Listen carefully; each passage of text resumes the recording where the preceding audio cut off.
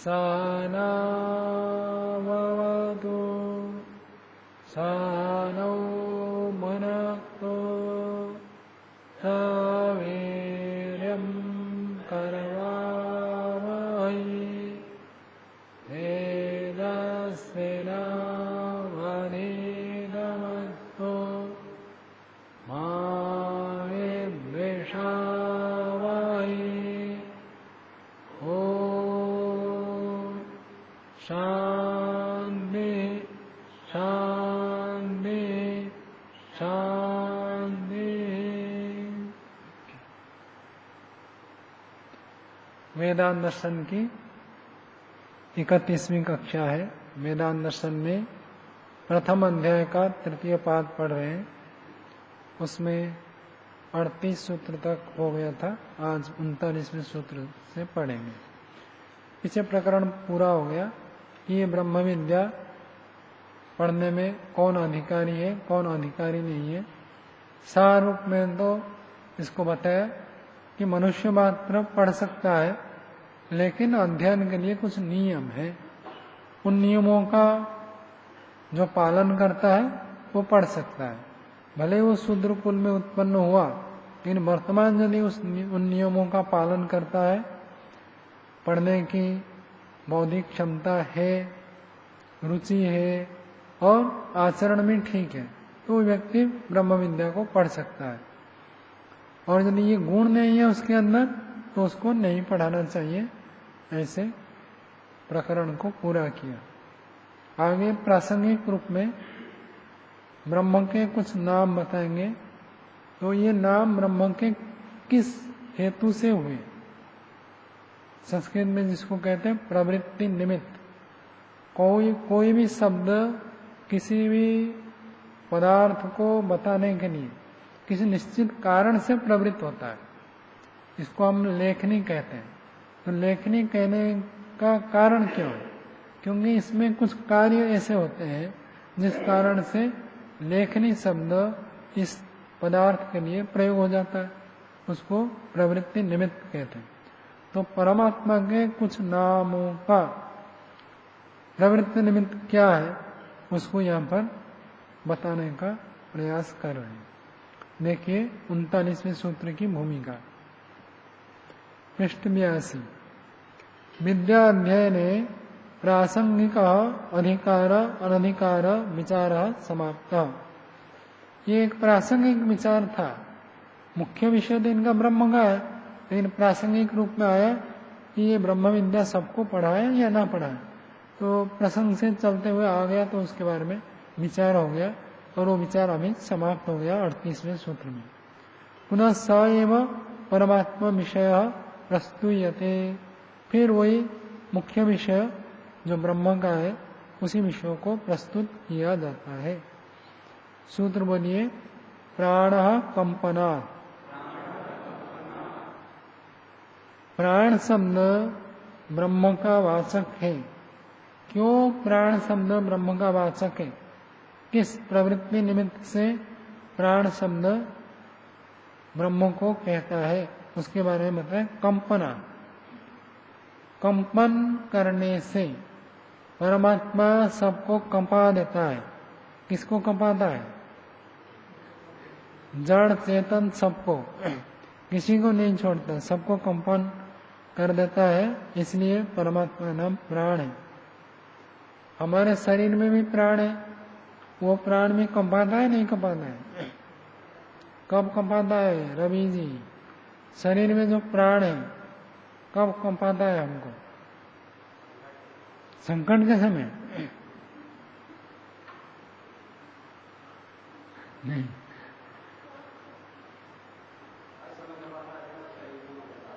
नहीं, हर समय नहीं। कौन सा समय प्राण कंपा देता है? हाँ,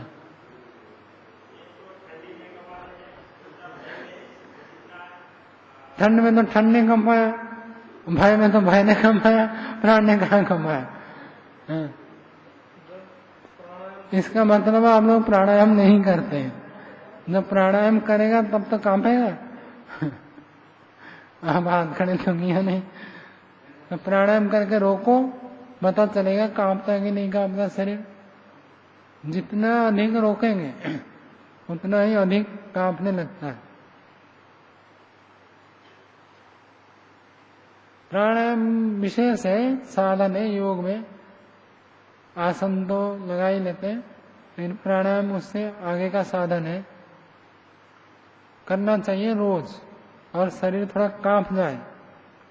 और प्राणायाम करने से स्वास्थ्य भी ठीक रहता है, और योग में भी गति होती है। जो प्राण को नहीं रोकता है वो मन को कैसे रोकेगा। तो प्राणायाम करिए, पता चलेगा कंपन। तो जैसे हम प्राण को रोक देते हैं तो सारी शरीर कंप जाता है, ऐसे ही परमात्मा संपूर्ण जगत को कंपाता है, इसलिए उसका नाम प्राण है। भाष्य देखिए, प्राण कंपनात् अध्यात्म ग्रंथे प्राण परमात्मा विज्ञेय कंपनात् हेतु यतो ही यथा शरीरस्थ प्राण शरीरम कंपयति चालयति तद्वत् समष्टि प्राण परमात्मा सर्वम जगत कंपयति। अध्यात्म ग्रंथ में प्राण शब्द से परमात्मा को जानना चाहिए। किस हेतु से, किस प्रवृत्ति निमित्त से? तो कहते कंपना हेतु, कंपन करने के हेतु से। क्योंकि जैसे शरीर में स्थित प्राण शरीर को कंपाता है, चलाता है, तद्वत् समष्टि प्राण परमात्मा सर्वम जगत कंपयति। जो समष्टि में जो प्राण है वो तो ब्रह्म है, वही सब जगत को कंपाता है। उक्तम ही यदिदं किंच जगत सर्वं प्राण एजति निःसृतम् महान् भयं वज्रम उद्यतम य एतद् विदुः अमृतस्ते भवन्ति। यदिदं किंच जगत, ये जो जगत है सर्वम जगत, निःसृतम को भी जोड़ लेना। यदिदं किंच सर्वम निःसृतम जगत, सब जो उत्पन्न हुआ जगत है, प्राण, प्राण यह करता है, प्राण जो है एजति एजयति कंपाता है। सब जो उत्पन्न हुए संसार में पदार्थ है, इन सबको प्राण कंपाता है। महान भयम, जो बड़ा भय है, वज्रम उद्यतम, वज्र हाथ में लेकर हमेशा उद्यत रहता है। जैसे सैनिक को हमारे देखेंगे, हमेशा उनका गन पिस्टल जो है तैयार रहता है। कोई भी आक्रमणकारी आए तो तुरंत उसको मारने के लिए। ऐसे परमात्मा हाथ में वज्र लेकर विद्यमान है। यह एतद विदुः, जो इसको ठीक ठीक समझ जाते हैं, अमृतास्ते भवन्ति। परमात्मा को यदि आपने समझ लिया, वो बड़ा भय उत्पन्न करने वाला और वज्र लेकर खड़ा है, तब व्यक्ति का जीवन सुधर जाता है, तो वो अमृत हो ही जाता है, मुक्ति में पहुंच जाता है। और जो मुक्ति में नहीं पहुंचते, उल्टे सीधा आचरण करते, मतलब वही परमात्मा दिखता नहीं है। कि वज्र लेकर परमात्मा विद्यमान है, ये दिखता नहीं है, इसलिए पाप करते। अत्र प्राण रूपे परमात्मनि सर्वम जगत एजति कंपत इति उक्तम। यहाँ पर कहा कि ये जो प्राण रूप परमात्मा है, उसमें सर्वम जगत एजति, सारा जगत उसी में ही कंपित होता है, प्रचलित होता है, संचालित होता है। इति उक्तम, ऐसे कहा है। शरीर कंपन कारणम तो शरीरस्था प्राण। शरीर में जो कंपन का कारण है वो तो शरीर में स्थित प्राण है, प्राण हो सकता है, किंतु न जगत कंपन कारणम। फिर हमारे शरीर में जो प्राण है वो जगत को चलाने में कारण नहीं हो सकता है। शरीर में जो प्राण है वो तो शरीर को चलाने में तो समर्थ है, इतना तो ठीक है, लेकिन पूरे जगत को चलाए ये संभव नहीं है। गौण वृत्या वायु अत्र प्राण कल्पयितुम शक्यते सोपि नात्र संगच्छते यतो हि अत्र वज्रम उद्यतम महन् भयम तद विशेषणम दत्तम तद वेतारश्च अमृता भवन्ति इति च उक्तम। कोई कहेगा यहाँ प्राण शब्द से हम वायु को ले लेंगे, जैसे शरीर में प्राण का अर्थ श्वास प्रश्वास में जो वायु है उसको हम प्राण कहते हैं। ऐसे ब्रह्मांड में भी जो वायुमंडल है, इस वायुमंडल को ही कोई प्राण कह दे तो कहते गौण वृत्ति से वायु को यहाँ प्राण कोई कल्पना कर सकता है, कहते वो बात यहाँ ठीक नहीं है। न अत्र संगच्छते, संगच्छते क्या अर्थ होगा चंद्रदेव जी? संगच्छते है? क्या कह रहे? सांस का साथ साथ जाता है क्या? संगत नहीं है, गम धातु सही तो बने, संगत नहीं है, उचित नहीं है, ठीक ठीक नहीं है, युक्ति युक्त नहीं है। न अत्र संगच्छते, यह युक्ति ज्ञान अर्थ में न सम्यक जायते। यदि कोई कहेगा ये वायुमंडल जो है ये संसार को कंपाता है, वो ठीक नहीं है। क्यों ठीक नहीं है? कहते यह तो ये अत्र, वो जो प्राण है उसके दो विशेषण लिए हैं, वज्रम उद्यतम महान भयम, वो वज्र लेकर उद्यत है, परमात्मा ही हो सकता है। वायुमंडल में तो ऐसे नहीं है कोई वज्र लेकर उद्यत है पाप पुण्य का दंड देने के लिए। महान भयम, बड़ा भय उत्पन्न करता है, वायु तो सबको प्राप्त है, उससे डरते नहीं है लोग। और कहता है तद वेतारश्च अमृता भवन्ति, और जो उसको जान लेते हैं वो लोग अमृत हो जाते हैं, ऐसे भी कहा गया है।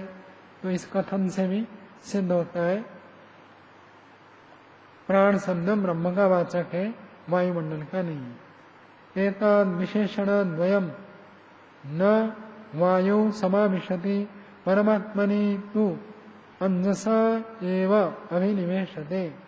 ये जो दो विशेषण है ये वायु में समावेश नहीं होता है। वायु के अंतर्गत अमृत को प्राप्त करने की क्षमता नहीं है और दूसरों को पाप का दंड देने की क्षमता नहीं है। ये दो विशेषण उसमें लागू नहीं होता है।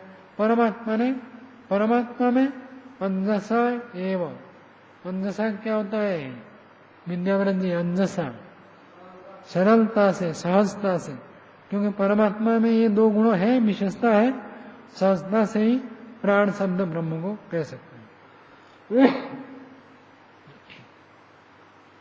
उक्तम ही वेदे, और वेद में बताया ही गया है, स वज्रभृत दस्युहा भीम उग्रह, वो जो ब्रह्म है वो कैसे वज्रभृत, वज्र को धारण पोषण करके रखता है, दस्युहा, दस्युओं को, चोरों को, डाकुओं का हनन करता है, नष्ट करता है। भीमा बड़ा भयंकर है, उग्र बड़ा तेजस्वी है।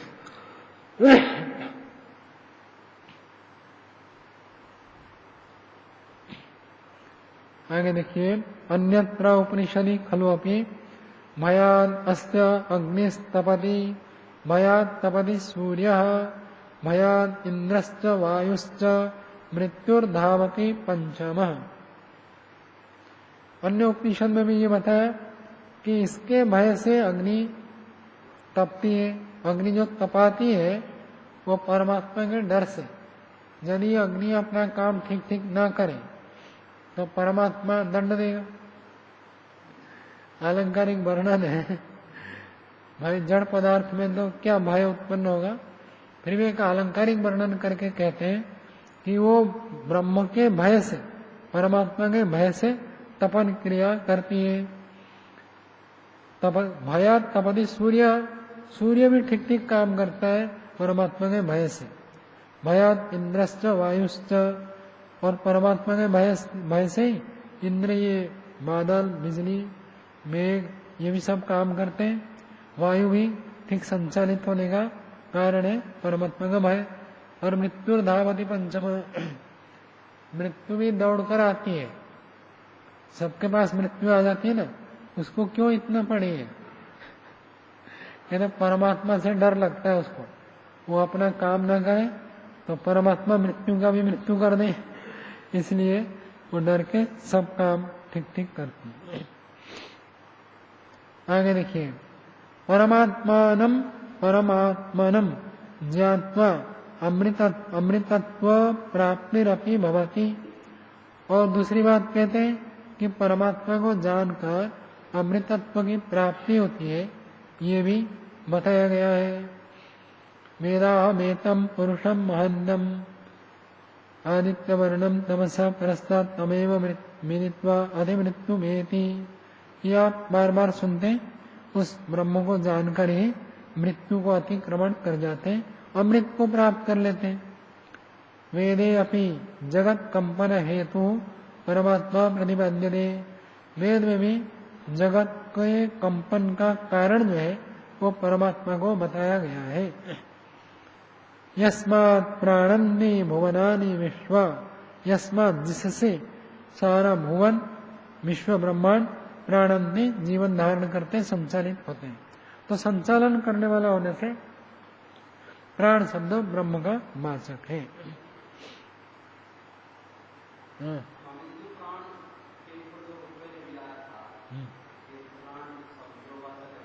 इसमें बताया ना कि मैं यह इसलिए अलग किया कि हेतु बताना चाहते। प्राण शब्द किसी अर्थ को कहेगा तो कोई ना कोई प्रवृत्ति निमित्त, आप इसको लेख नहीं कह सकते, इसको लेखनी नहीं कह सकते। क्यों नहीं कह सकते?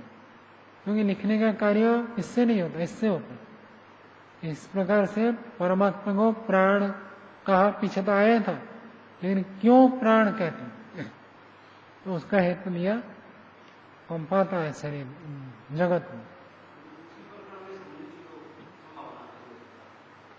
कोई बात नहीं, दूसरे प्रकरण में उसमें नहीं लिया, यहां नहीं लिया, वहां भी दे सकते थे।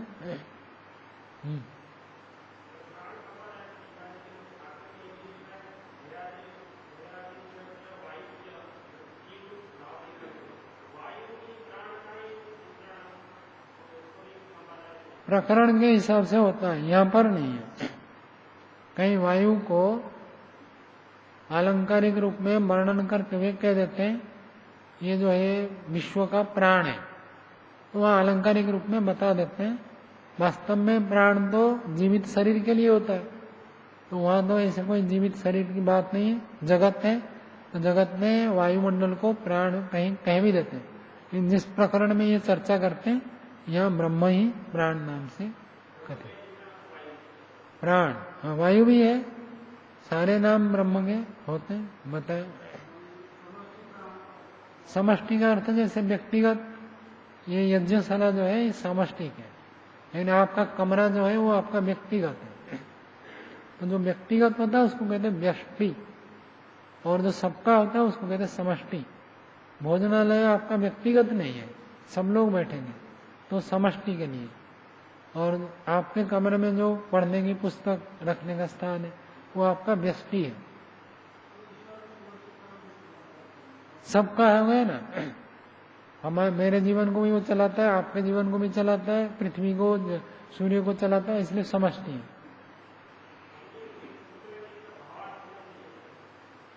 किसका?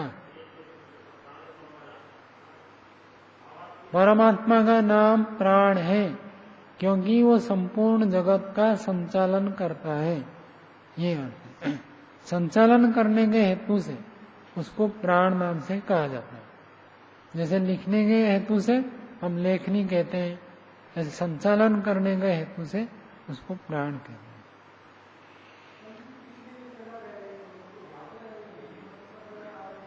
वही तो इन्होंने पूछा था, पीछे आगे की बात नहीं है, सारा एक साथ होता है। अष्टाध्यायी पढ़ते हैं ना, उनको सब पता चलता है, आगे पीछे नहीं होता है। एक सूत्र पढ़ते समय सारे सूत्र उसमें आकर जुड़ते हैं। अष्टाध्यायी सुना है ना हमने, वृद्धिरादेश सुना है? हाँ ना करो तो वृद्धिरादेश पढ़ते पढ़ते 8वें अध्याय के सूत्र भी लगते हैं, तभी वृद्धिरादेश सफल होता है। केवल वृद्धिरादेश अपने आप में सफल नहीं होता है, इसलिए सबसे पहले अष्टाध्यायी याद करना पड़ता है। पूरी याद हो जाए तब वो पढ़ सकता है। तो इसलिए आगे पीछे की बात नहीं है।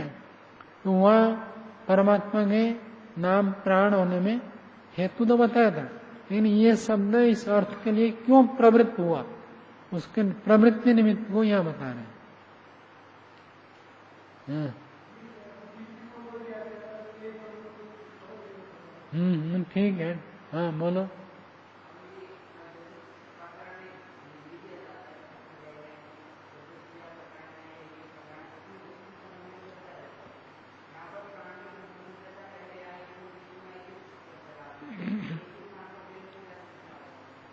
समस्या की बात नहीं, यह जो पूरा पहला अध्याय जो है ये ब्रह्म के ही स्वरूप का वर्णन है।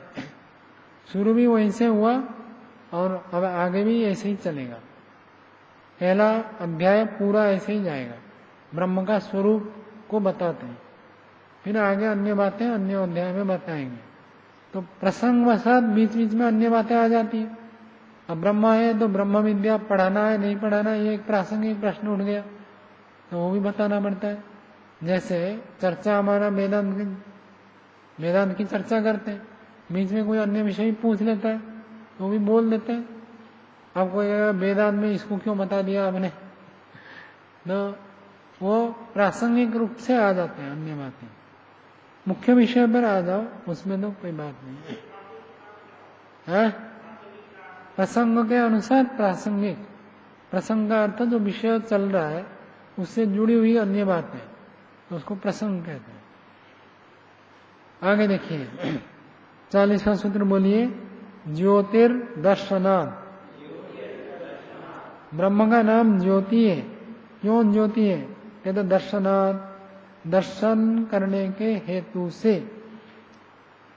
जो परमात्मा का दर्शन करता है उसको ही ज्योति की प्राप्ति होती है, मुक्ति की प्राप्ति होती है। मुक्ति में कौन जाएगा? जो ब्रह्म का साक्षात्कार कर लिया।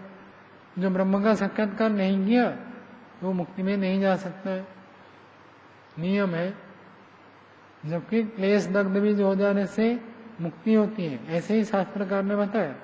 फिर भी क्लेश दग्ध बीज होने के लिए ब्रह्म साक्षात्कार अनिवार्य आवश्यक है, उसके बिना हो ही नहीं सकता। तो परमात्मा का दर्शन साक्षात्कार प्रत्यक्ष करने से मुक्ति होती है, क्योंकि उसका दर्शन करना होता है, इसलिए परमात्मा का एक नाम ज्योति है। दूसरी बात है जो ज्योति है, यहाँ जैसे अभी 2 लाइटें लगा रखे, लाइटों का क्या काम है? प्रकाशित करना। तो परमात्मा भी प्रकाशित करता है, इसलिए भी उसका नाम ज्योति है। एक तो हो गया ज्योति, उसका दर्शन करने से मुक्ति की प्राप्ति होती है, ऐसे दर्शन होने से उसको ज्योति कह दिया। और दूसरी बात है वो प्रकाशित करता है संपूर्ण जगत को, इसलिए भी उसका नाम ज्योति है। प्रवृत्ति निमित्त की चर्चा कर रहे हैं। भाष्य देखिए। अध्यात्म ग्रंथे ज्योति परमात्मा अभिधीयते। अध्यात्म ग्रंथ में ज्योति शब्द परमात्मा को कहा जाता है। परमात्मा ज्योति शब्द से कहा जाता है। कुता, किस हेतु से? यदि साक्षात्कारणात् प्रापणात्, साक्षात्कार करने से प्राप्ति होती है, मुक्ति की प्राप्ति होती है, इसलिए ये कथन कहा गया है। ऐसा संप्रसाद अस्मात् शरीरात् समुत्थाय परम ज्योति रूप संपद्य। यदि ऐसा संप्रसाद, संप्रसाद शब्द किसके लिए आता है? आत्मा के लिए, जीवात्मा के लिए। तो ये जो जीवात्मा है अस्मात् शरीरात् समुत्थाय, इस शरीर से उठकर परम ज्योति रूप संपद्य, परम ज्योति परमात्मा को प्राप्त करके अमृत हो जाता है। अत्र यत् परम ज्योतिरुच्यते तत्परम ब्रह्म। ये जो परम ज्योति, ये परम ब्रह्म है, न अन्यत्। तस्य दर्शनम साक्षात्कार प्रापणम ही विधीयते अत्र। उस ब्रह्म का दर्शन करना अर्थात साक्षात्कार करना समाधि में, उसको प्राप्त करने का विधान किया जाता है। उपसंपद्य दृष्ट्वा प्राप्य यदि अर्थ। जो उपनिषद में उपसंपद्य शब्द पढ़ा है, उपसंपद्य का अर्थ होता है उसको देखकर, देखकर मतलब प्राप्त करके, समाधि अवस्था में प्रत्यक्ष करके। ज्योति शब्देन परमात्मा लक्ष्यते।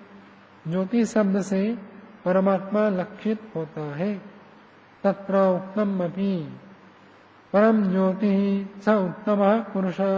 संदर्भ में ही उसी श्लोक के अंतर्गत आगे पढ़ा है। परम ज्योति, वो जो ज्योति हो परम ज्योति है, स उत्तम पुरुष, वो सबसे बढ़िया पुरुष है। ब्रह्म जो है सबसे उत्तम पुरुष है, और हम सब साधारण पुरुष है। ब्रह्म पुरुष विशेष है, हम सब साधारण विशेष पुरुष है। तो ऐसे तो वर्णन शास्त्र में मिलता है। अन्यत्र भी, अन्य जगह भी बताया। हिरण्मये परे कोशे विरजम ब्रह्म निष्कलम तत्शुभ्रम ज्योतिषाम ज्योति तद यद आत्मविदो विदुः। हिरण्मये परे कोशे, जो चमकीला बहुत बड़ा खजाना है, उस खजाने में विरजम, विरज का अर्थ जिसमें रज नहीं है, मल नहीं है, ऐसे जो विरजम ब्रह्म निष्कलम, जो ब्रह्म है वो निष्कलंक है, उसमें कोई कलंक नहीं है, कोई दोष नहीं है।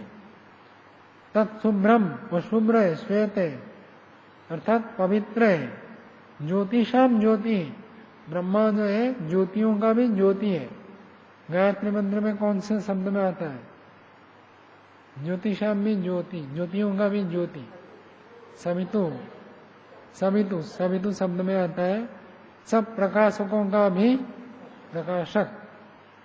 तो सविता वो ज्योतियों का भी ज्योति है। तद आत्मविदो विदुः, आत्मविदो विदुः क्या अर्थ है चंद्रदेव जी? तद आत्मविदो विदुः नहीं बोलो। हाँ,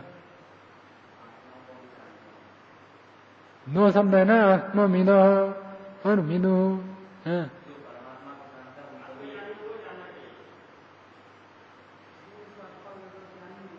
नहीं भाई, क्या है अभिषेक जी?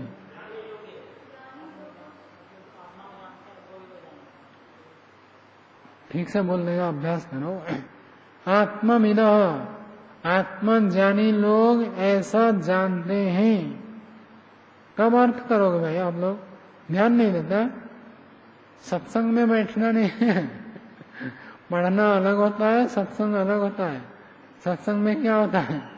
श्रवण होता है, और पाठ में क्या होता है? साथ साथ मनन होता है। ये शब्द का ऐसा अर्थ क्यों बोल दिया? तो ज्योतियों का भी वो ज्योति है, ऐसा आत्मविद लोग जानते हैं। आत्मज्ञानी लोग, आत्मविदा का अर्थ हो गया ये बहुवचन में है। आत्मज्ञानी लोग ऐसा जानते हैं कि वो ज्योतियों का भी ज्योति है। अगला देखो, अर्थ ध्यान से देखो, आज नहीं तो कल पूछूंगा दोनों। तद देवा ज्योतिषाम ज्योति आयुर्ह उपासते अमृतम। तद देवा, तद उसको, किसको कहते? ज्योतिषाम ज्योति, ज्योतियों का भी जो ज्योति है। देवा, देव लोग उसको आयु मानकर उपासना करते हैं। हम जैसे जीवन मानते हैं, तो देवता लोग उस ज्योतियों के भी ज्योति को आयु मानकर उपासना करते हैं। और वो आयु कैसे? अमृतम, अमृतम आयु, अमृत आयु की उपासना करते हैं। ज्योतियों का ज्योति वही ब्रह्म है, आयु उसको देवता लोग मानते हैं, और वो अमृत है। ऐसे ब्रह्म को देवता लोग उपासते, उपासना करते हैं। उपासना में कौन सा वचन है? उपासते, है? उपासते कौन सा वचन? हाँ, एक वचन, द्विवचन, बहुवचन, 3 वचन होते हैं संस्कृत में। जैसे कि प्रश्न मैंने कुछ गलत पूछ लिया, उल्टा मुझे पूछ रहे क्या कौन सा वचन क्या पूछ रहे? ये भी कोई प्रश्न है क्या? चलो, हाँ, बहुवचन है। हाँ, आप या तो माइक में बोलो या तो बहुत ऊंचा बोलो, कुछ भी सुनाई नहीं देता है। पूछने का क्या अर्थ है? बहुत अंतर है। आत्म साक्षात्कार का अर्थ अपना साक्षात्कार, जीवात्मा का प्रत्यक्ष हुआ, अभी संप्रज्ञात समाधि है। और ईश्वर साक्षात्कार असंप्रज्ञात समाधि में होती है। ब्रह्म साक्षात्कार, ईश्वर साक्षात्कार एक ही बात है। असंप्रज्ञात समाधि में केवल ब्रह्म का ही प्रत्यक्ष होता है, बाकी सबका प्रत्यक्ष संप्रज्ञात समाधि में होता है। आत्म साक्षात्कार जो होता है वो संप्रज्ञात समाधि में होता है। माना हम स्वयं को जान जाते हैं उसमें, और ब्रह्म साक्षात्कार माना ईश्वर को जान जाते हैं, उसको ब्रह्म साक्षात्कार। अच्छा, और दूसरा है कि यहाँ योग के बारे में यहाँ प्रतिपादन दिया है, तो प्रासंगिक रूप से यहाँ योग का भी वर्णन चाहिए था, हर बार कई बार दिया है इसमें। ठीक है, पाठ में आ जाओ अभी। 41वां सूत्र बोलिए। आकाश अर्थन परत्वादि व्यपदेशात्। आकाश शब्द जो है ये अर्थांतरत्व, अर्थांतरत्व का अर्थ दूसरा अर्थ, दूसरा पदार्थ, वो बताया कि भाई ये आकाश जो एक अलग तत्व के रूप में वहां वर्णन किया गया। ऐसे कथन होने से पता चलता है आकाश जो है ब्रह्म का वाचक है। अब ज्योति शब्द भी पहले आ चुका है, प्राण शब्द भी आ चुका है, आकाश शब्द भी आ चुका है। फिर इसमें प्रवृत्ति निमित्त के दृष्टि से इसको दोबारा बता रहे हैं कि भाई आकाश एक अर्थांतर तत्व के रूप में वर्णन किया। कैसा अर्थांतर तत्व है, अभी हम पढ़ेंगे उपनिषद का वचन, उस वचन में बताएंगे कि ये नाम और रूप को धारण करता है, निर्वहन करता है। तो ये जो भौतिक आकाश है इसके अंदर ऐसी क्षमता नहीं है वो सब नाम और रूप को धारण करे। भौतिक आकाश तो जड़ है, वो तो क्या धारण करेगा, लेकिन परमात्मा ही धारण करता है और उनका नाम रूप का धारण करके उनसे अलग है। ऐसे उस उपनिषद वचन में बताएंगे। यदि अर्थांतर एक दूसरे प्रकार का पदार्थ तत्व के रूप में आकाश का कथन किया गया, तो ये आकाश तो भौतिक आकाश नहीं होगा, ब्रह्म ही है। आ जाइए आगे भाष्य में। अर्थांतरत्व आदि व्यपदेशात् आकाश अध्यात्म ग्रंथे अर्थांतरत्व आदि व्यपदेशात् आकाश परमात्मा विज्ञेय। ये वाक्य तो सरल है। आध्यात्मिक ग्रंथ अर्थात उपनिषद में अर्थांतरत्व के रूप में, एक अलग तत्व के रूप में आकाश का कथन होने से पता चलता है कि आकाश शब्द यह ब्रह्म का वाचक है। कौन सा वाक्य है, आगे दे रहे। यथा आकाशो वै नाम रूपयोर निर्वहिता ते यद अंतरा तद ब्रह्म तद अमृतम स आत्मा। आकाश वै, जो आकाश है ये निश्चित रूप से नाम और रूपों का निर्वहन करने वाला है, धारण करने वाला है, उसको ढोने वाला, जैसा हम कहते हैं ढोता रहता है। ये सारे नाम और सारे रूप, रूप मतलब रूपवान पदार्थ, इनको जो धारण करना। ते यद अंतरा, यदंतरा, यद का अर्थ जो कुछ संसार में है उनको कह दिया यद, और यद अंतरा का अर्थ हो गया जो कुछ पदार्थ संसार में है उन सबके अंदर जो विद्यमान है, तद ब्रह्म, उन सबके बीच में। अंतरा अंतरेण युक्त पहले भी बताया था, याद है मुझे। अंतरा का अर्थ क्या बताया था, बीच में। तेरे और मेरे बीच में कमंडलू रखा है, तो तेरे मेरे बीच को अंतरा शब्द कहते हैं। यदि ये अंतरा, देखो ये अंतरा शब्द जो है, यद अंतरा, जो संसार में जितने भी पदार्थ हैं वो सब यद के अंदर आ गए, और उनके बीच में तद ब्रह्म तद अमृतम स आत्मा, वो आत्मा है, वो अमृत है, वही ब्रह्म है। तो यह आकाश शब्द आकाश के लिए नहीं है, आकाश शब्द ब्रह्म का वाचक है। अत्र वचने अर्थांतरत्व विविधम प्रतिपाद्यते। ये जो छांदोग्य का श्लोक दिया है इसमें अर्थांतर को दो प्रकार से हम प्रतिपादित कर सकते हैं। प्रथम तो इदम यत् अर्थानाम वस्तूनाम नाम रूपयोर निर्वहिता स्वयं स अंतरः तेभ्य अर्थभ्य भिन्न। पहला अर्थ में ये कहते हैं कि अर्थानाम वस्तूनाम, वस्तुओं का, पदार्थों का नाम रूपयोर निर्वहिता, नाम और रूपों का जो निर्वहन करता है, धारण करता है, उन्हीं को आगे आगे बढ़ाता है, चलाता रहता है। स्वयं च सह अंतरा, और स्वयं उनसे अलग है, अंतर का अर्थ अलग, भिन्न है। तेभ्य अर्थभ्य भिन्न, उन सब अर्थों से वो अलग है। तो यद का अर्थ हो गया, यद अंतरा को दो प्रकार का व्याख्या करके बता रहे हैं। एक अर्थांतर का अर्थ हो गया सब वस्तुओं का नाम रूप को आगे आगे चलाने वाला, वहन करने वाला, और जो उन सबके अंदर रहते हुए उनसे अलग है। एवं विधा स परमात्मा एवं भवितुम अर्हति। सब नाम रूप को आगे आगे बढ़ाना और उनके अंदर विद्यमान रहना, उनसे अलग रहना, ये तो ब्रह्म में ही घटता है। ये एक अर्थ हो गया। द्वितीयम अर्थांतरत्वम तस्या इदम यत्। अर्थांतरत्व का दूसरा अर्थ करें तो यद अंतरा तद ब्रह्म। यद अंतरा तद ब्रह्म को अलग करते देखिए। ते ये अर्था पदार्था सन्ति येषां नाम रूपयोः निर्वहिता स आकाशः। तो छांदोग्य उपनिषद में यदंतरा शब्द आया, उसमें एक यत शब्द है और एक अंतरा शब्द है। वो यत शब्द क्या है? तो यत शब्द को कहते हैं ते ये अर्थ, जो वे पदार्थ सब विद्यमान है जिनका नाम और रूप है, और उन नाम रूप को जो वहन करता है, आगे आगे चलाता है, स आकाश। उस आकाश को कह दिया यदंतरः पदार्थ, यदंतर वाले पदार्थ। तद अंतरे तेषाम अंतरे वर्तमानम यत् तद ब्रह्म विज्ञेयम्।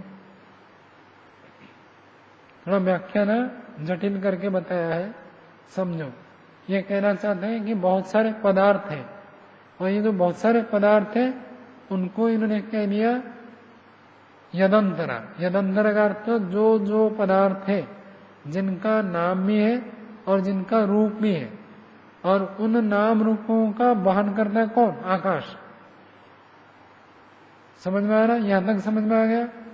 पदार्थ बहुत सारे हैं, उन सब पदार्थों में नाम भी है, रूप भी है। उन नाम और रूपों को निर्वहन करने वाला कौन हो गया? आकाश। और वो आकाश जो है, उस आकाश के अंदर दूसरा तत्व ये कह रहे हैं यद अंतरा पदार्थ तद अंतरे तेषाम अंतरे वर्तमानम यत् तद ब्रह्म विज्ञेयम्।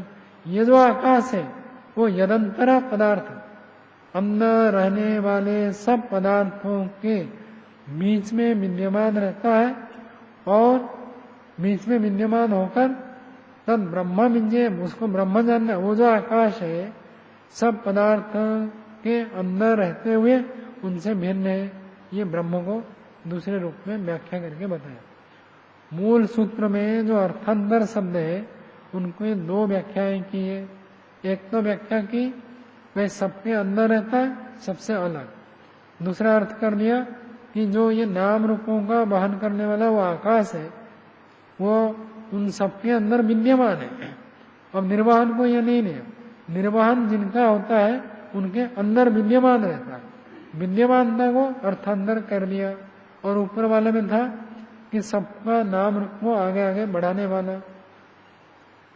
तो अर्थांतरत्वम अर्थानाम वस्तूनाम अंतरे स्थितत्वम अत्र स्पष्टते ब्रह्म धर्म। अर्थांतरत्व क्या है? कहते अर्थानाम वस्तूनाम, अर्थानाम बराबर वस्तूनाम, वस्तुओं के अंदर जो विद्यमान है वो ब्रह्म का ही धर्म है। हर वस्तु के अंदर विद्यमान कोई तत्व है तो वो है ब्रह्म है, और कोई तत्व ऐसे नहीं है जो हर वस्तु के अंदर विद्यमान होवे। तस्मान आकाश ब्रह्म एवं, इससे पता चलता है इस छांदोग्य उपनिषद में जो श्लोक दिया है उसमें आकाश शब्द ब्रह्मों के लिए आया है। ब्रह्मात्मनः परमात्मनः सर्वार्थंतरत्वम वेदे अन्यत्र उपनिषदि अपनी वर्णितम। वेद में और उपनिषद में भी ब्रह्म का सर्वार्थंतरत्व, सब पदार्थों के अंदर रहकर उनसे भिन्न होना, ये जगह जगह वर्णन है। स ओत प्रोतः स्त विभु प्रजासु, वो परमात्मा विभु है, प्रजाओं में ओतप्रोत है, सब में ओतप्रोत है। सर्वात्मनम सर्वगतम विभुत्वात्, ये उपनिषद का दिया। सब आत्मा सर्वात्मनम, सबके अपनाया हुआ है, सर्वगतम, सब में पहुंचा हुआ है, व्यापक होने से। हेतु है।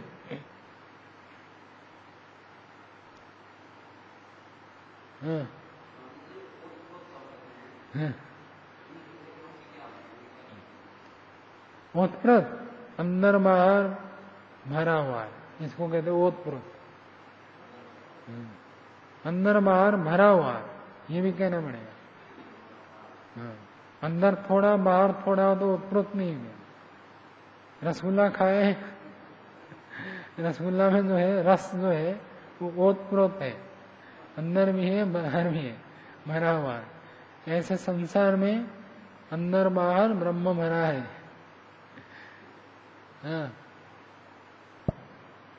जो आकाश का सिद्धि कर रहे कि परमात्मा आदि लगाकर आकाश शब्द परमात्मा का ये परमात्मा ऐसा है, तो इसमें दो तरह से सिद्ध कर रहे कि जड़ सब जगह आकाश है, और दूसरे रूप से सिद्ध कर रहे कि नाम और रूप से आकाश है, और उसको आगे आगे लिख नाम रूप मानल नाम रूप वाले पदार्थों में, जो नाम रूप वाले पदार्थ है उनमें ये क्वालिटी पदार्थ।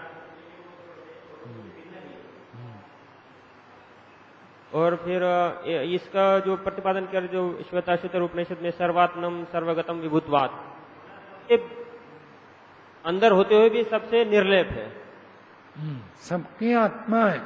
सबकी आत्मा। जैसे शरीर में आत्मा मुख्य तत्व है, आत्मा निकल जाए तो शरीर तो जड़ हो जाएगा, तो ऐसे ही परमात्मा सबके अंदर आत्मा के तुल्य है, उसके बिना बेकार हो जाएगा, शरीर भी बेकार हो जाएगा, संसार भी बेकार हो जाएगा। तो जैसे आत्मा के बिना शरीर बेकार है, ऐसे ब्रह्म के बिना ये सारा जगत जो भी है वो बेकार हो जाएगा। तो ये सबकी आत्मा है। डायरेक्ट हम ब्रह्म का लक्षण नहीं बता सकते, उसका एक देश आकाश जैसे जैसे आकाश जैसा लक्षण डायरेक्ट भी है, परमात्मा का सीधा लक्षण आनंद स्वरूप है, परमात्मा चेतन है, ये उसका डायरेक्ट लक्षण है। बाकी अन्यों से भी पता चलता है। अच्छा, आकाश आकाश शब्द यहाँ ब्रह्म का वाचक है।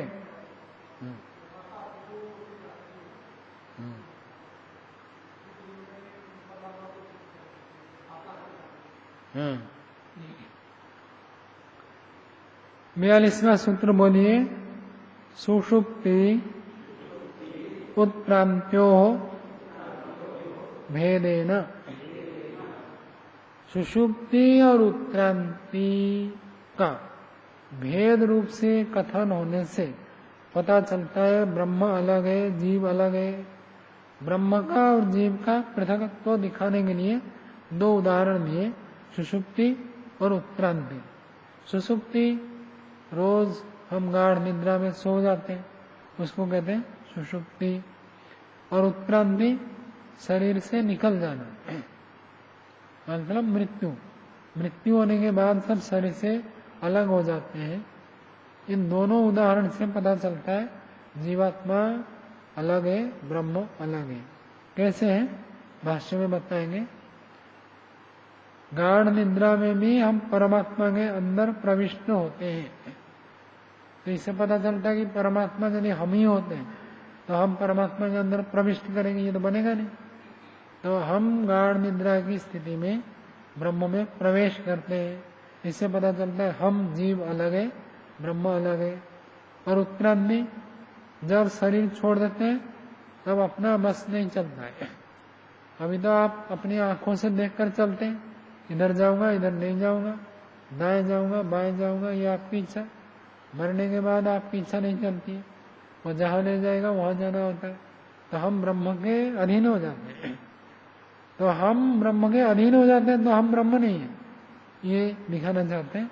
सुषुप्ति और उत्क्रांति का भेद रूप में कथन होने से पता चलता है ब्रह्म अलग है, जीव अलग है।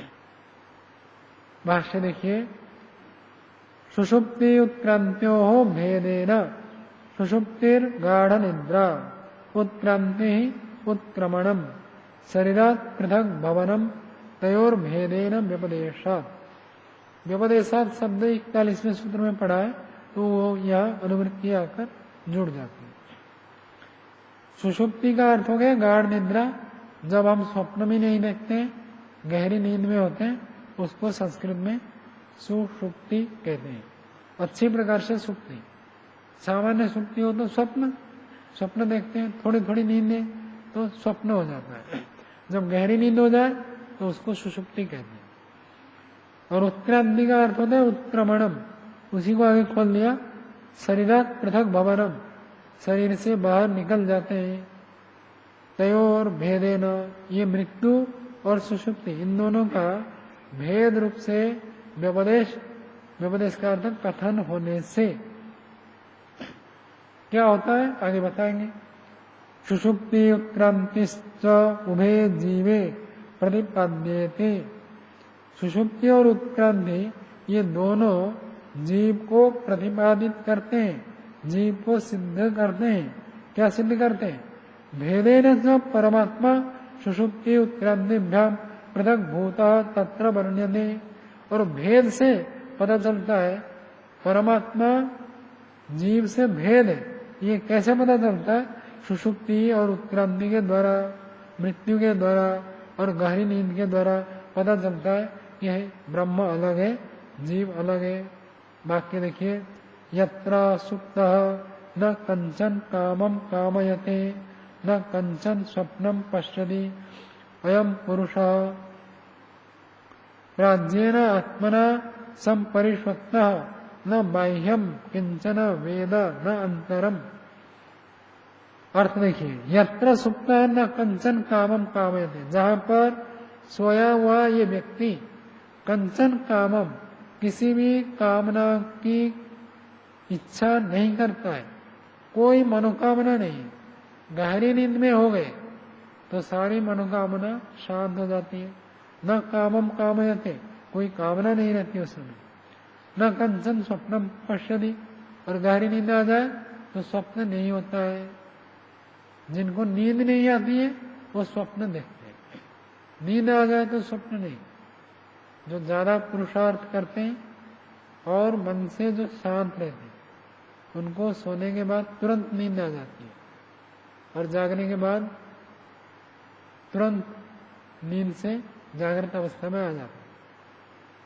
सुनने में आप लोगों ने भी सुना होगा, प्रधानमंत्री हमारे नरेंद्र मोदी जी का इंटरव्यू लेते थे तो वो कह रहे थे बिस्तर में गया 1-2 मिनट के अंदर ही मुझे नींद आ जाती है, और सुबह उठता हूँ तो उठने के बाद तुरंत फ्रेश अनुभव करता हूँ जैसे गहरी नींद से अभी उठकर आया। अधकचरा नींद हो तो ऐसे नहीं लगता। ऐसे ही स्वामी रामदेव जी बताते, जब बिस्तर में गया सोते ही मुझे नींद आ जाती है तुरंत। तो जो ज्यादा पुरुषार्थ करते हैं और मन से शांत रहते, ये 2 चीजें हैं तो आपको शीघ्र नींद आएगी, स्वप्न कम होंगे। और जो दिन भर परेशान रहते हैं उनको ज्यादा स्वप्न आते हैं। और दिन में शरीर थका नहीं है तो भी नींद ठीक नहीं आएगी तो स्वप्न देखेंगे। आप अपना देख सकते हैं, इसलिए मैंने उदाहरण के रूप में 2 व्यक्तियों का बताया। तो कहते हैं ना स्वप्नम पश्यति, वह स्वप्न नहीं देखता है। अयम पुरुषः प्राज्ञेन आत्मना संपरिष्वक्तः, ये जो पुरुष है, पुरुष का अर्थ जीवात्मा, प्राज्ञेन आत्मना, प्राज्ञ आत्मा के साथ जुड़ जाता है। प्राज्ञ आत्मा कौन है? परमात्मा। जिस समय हम कोई कामना नहीं करते, कोई स्वप्न नहीं देखते, उस समय जानना चाहिए कि हम परमात्मा के साथ जुड़े हुए होते हैं। समाधि में भी यही होता है, उसमें नींद नहीं आती है, स्वप्न नहीं होता है, तो स्वप्न नहीं है। और कोई कामना भी नहीं है, कामना है तो समाधि नहीं लगती। कामना भी बंद हो गए और नींद तमस का प्रभाव भी नहीं है, तो आप सीधा परमात्मा से जुड़ते हैं। तो परमात्मा से जुड़ने के लिए 2 स्थिति है, राजसिकता हो तो कामनाएं उभरती है, तामसिकता हो तो नींद आ जाती है। ये दोनों जब रहित हो जाते हैं, प्राज्ञ आत्मा से जुड़ता है, तो सुषुप्ति अवस्था में जीवात्मा कामनाओं से रहित, स्वप्न से रहित होकर प्राज्ञ परमात्मा के साथ संपरिष्वक्त, आलिंगन किया हुआ होता है, उनसे चिपका हुआ होता है। न बाह्यम किंचन वेद, बाहर के कुछ भी नहीं जानता है, न अंतरम, और अंदर का भी कुछ ज्ञान नहीं होता है, बाहर अंदर कुछ नहीं जानता, केवल ब्रह्म से जुड़ा हुआ रहता है। इससे क्या पता चलता है कि भाई प्राज्ञ आत्मा से जुड़ता है, तो इसका मतलब प्राज्ञ आत्मा अलग है, जीव अलग है। देखिए, अत्र सुषुप्ति जीवे विपदिश्यते तद भिन्न प्राज्ञ परमात्मा वर्ण्यते। यह सुषुप्ति जो है जीवे विपदिश्यते, जीव में सुषुप्ति अवस्था का वर्णन करते हैं। तद भिन्न प्राज्ञ, उससे जो अलग है वो है प्राज्ञ परमात्मा वर्णित करते हैं। अयम शारीर आत्मा प्राज्ञेन आत्मना अन्वारूढ़ उत्सर्जत याति। याति में दो आकार लगा हुआ, एक को काट दीजिए। अयम शारीर, ये जो शरीर वाला जीवात्मा है, शरीर में रहने वाला जीवात्मा है, प्राज्ञेन आत्मना अन्वारूढ़, प्राज्ञ आत्मा परमात्मा के ऊपर अन्वारूढ़ आरूढ़ होकर उत्सर्जन याति उठता हुआ निकलता है। शरीर से जब निकलेगा, अब हाथ पैर तो है नहीं, चलने फिरना कैसे होगा? तो कहते परमात्मा के ऊपर आरूढ़ होता है, परमात्मा के सहारे से ही वो गति करता है। तो परमात्मा उसका सहारा है। मृत्यु के समय जो हम शरीर से बाहर चले जाते हैं, ये जाने में परमात्मा कारण है, उसी से जुड़ते हुए हम गति करते हैं। अत्र उत्सर्जनम उत्क्रांति प्रयाणम शारीरे जीवे विपदिश्यते। यह कहते हैं उत्सर्जन बराबर उत्क्रांति, उठकर निकल जाना, शरीर से निकल जाना, छोड़ देना शरीर को। प्रयाण, प्रकर्ष रूप से निकल जाना। ऐसे तो शरीर में हम सोते जागते रहते हैं, लेकिन जब एकदम निकल गया और वापस आने का नहीं है, उसको प्रयाण कहते हैं। शारीरे जीवे विपदिश्यते, शरीरधारी जीवात्मा के लिए कथन किया जाता है। तद भिन्न प्राज्ञ परमात्मा प्रतिपाद्यते, क्योंकि जीवात्मा परमात्मा में आरूढ़ होकर परमात्मा को सहारा बनाकर एक शरीर से निकलकर गति करता है, तो पता चलता है परमात्मा अलग है। तभी तो उसका सहारा लेता है, जिसका सहारा लेते हैं हम उससे अलग होते हैं। तस्मात् जीवात् भिन्न परमात्मा यदि गतम, इसलिए परमात्मा जीव से भिन्न है। ये गतम, गतम का अर्थ होता है सिद्धम। किन दो बातों से सिद्ध किया विद्याव्रत जी? इन दो बातों से सिद्ध किया कि परमात्मा और जीवात्मा अलग अलग है।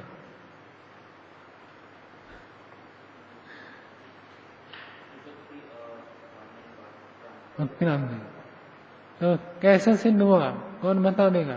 प्रणाम जी बताओ। सुसुप्ति से कैसे पता चला कि भाई जीवात्मा अलग है, परमात्मा अलग है? अभी सुसुप्ति में है,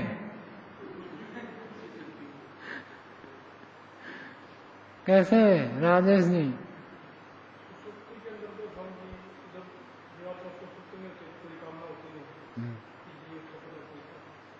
इतने मात्र से?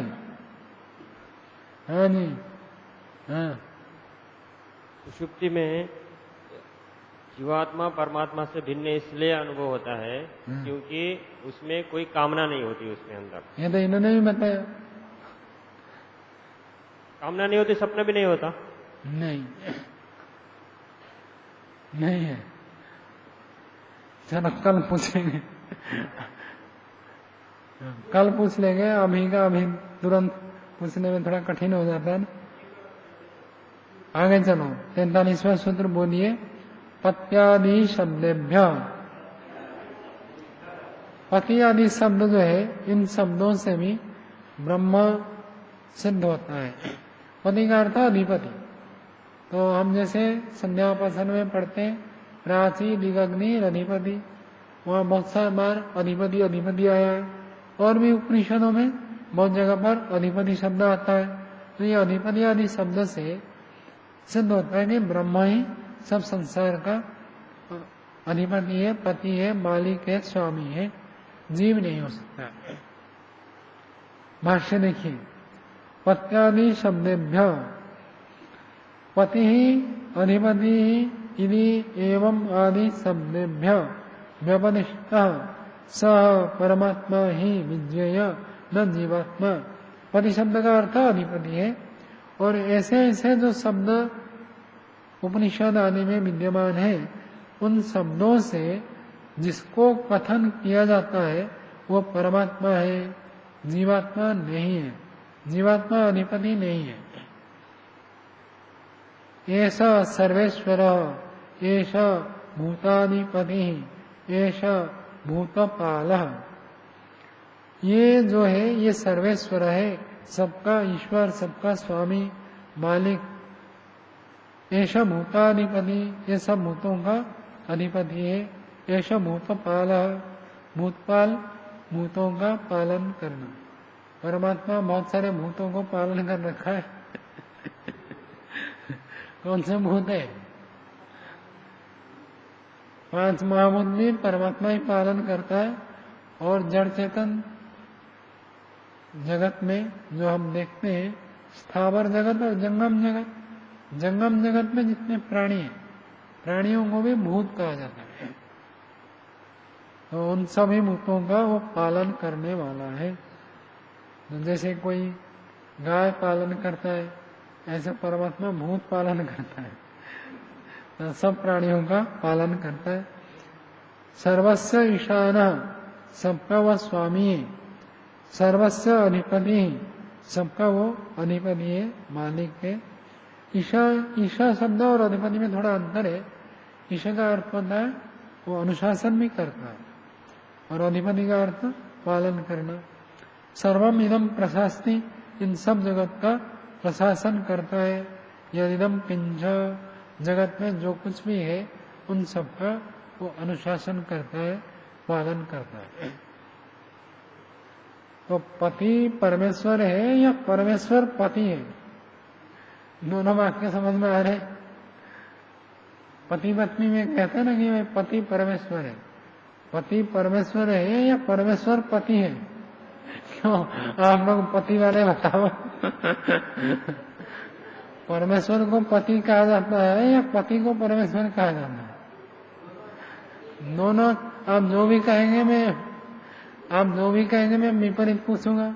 आप कहेंगे पति जो है वो परमेश्वर है, तो भी पूछूंगा क्यों। और आप कहेंगे परमेश्वर जो है वो पति है, तो भी पूछूंगा क्यों। तो देखो और विचार करना। हाँ, क्या पूछना है बोलो। हम जी ये पूछना था, ये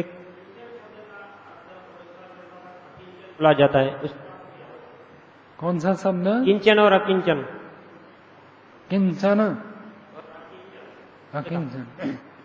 किंचन का अर्थ, किम का अर्थ था कुछ, जो कुछ होता है उसको कहते हैं किंचन।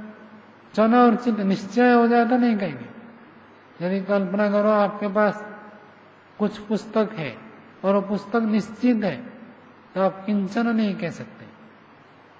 यदि अनिश्चित हो तो वह किंचन करें। कोई व्यक्ति एक जा रहा है तो उसको कहेंगे कश्चित गच्छति, कश्चन गच्छति। लेकिन यदि पक्का पता चल गया कि भाई फलाना ब्रह्मचारी जा रहा है, तो वह कश्चित नहीं कह सकते। जहां अनिश्चित होता है चन और चित लगा देते हैं। तो किंचन का अर्थ होता है कुछ। बहुत होगा तो किंचन तो नहीं कहते, और जहां बहुत होता है तो वहां किंचन शब्द प्रयोग नहीं कर सकते। और अकिंचन का अर्थ जिसके पास कुछ भी नहीं है, थोड़ा भी नहीं है, वो अकिंचन। ये आपकी चर्चा प्रासंगिक चर्चा हो गई। प्रासंगिक समझ में आया आपको? प्रसंग अनुसार आपने पूछ लिया। यही कहीं लिखा है क्या? लिखा है या अन्य से पूछा आपने? किंचन शब्द कहीं सुना था, उसके भी विरोध लग रहा था मुझे, इसलिए। ठीक है। और दूसरा ये नींद की बात आ गई थी, स्वप्न की, सुषुप्ति की। तो सुषुप्ति में, नींद में, स्वप्न में आते हैं, तो फिर कोई नींद की गोली ले तो उसमें क्या स्वप्न आएंगे, सुषुप्ति आएगी? क्या नींद की गोली? हाँ, नींद की गोली हो तो सुषुप्ति में जाती। सुषुप्ति में स्वप्न नहीं होता ना। सीधा नींद की गोली ले लें तो मस्तिष्क को, हमारा मस्तिष्क अपने आप शांत हो जाए तो नींद आ जाती है, और अपने आप शांत न हो तो उन नस नाड़ियों को निष्क्रिय करके शांत करते हैं। बात वही है। लेकिन वो नस नाड़ियों को जो निष्क्रिय करते हैं उसका प्रभाव जागृत अवस्था में भी पड़ता है, शिथिलता रहती है। धीरे लंबा प्रयोग करने से हानि होती है। अलग अलग शब्दों से सिद्ध करे, जैसे सुषुप्ति से सिद्ध करे कि वो परमात्मा ही है, अगर पति शब्द से सिद्ध करे परमात्मा ही, 2 सूत्रों में। हाँ, भाष्य पढ़िए, समझेंगे तो समझ में आ जाएगा। ओ